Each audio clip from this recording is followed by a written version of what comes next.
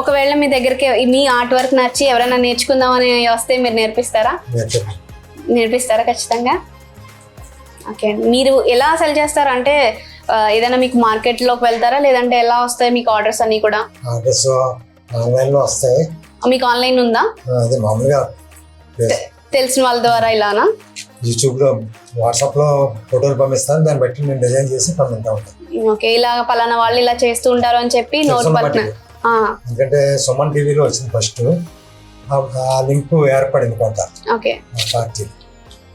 ఇప్పుడు నిన్న జరిగింది కూడా బాగానే, అంటే ఒకళ్ళు నోటి పరిచయాల ద్వారా మీకు ఇవన్నీ కూడా వచ్చినాయి అంటున్నారు. Okay okay.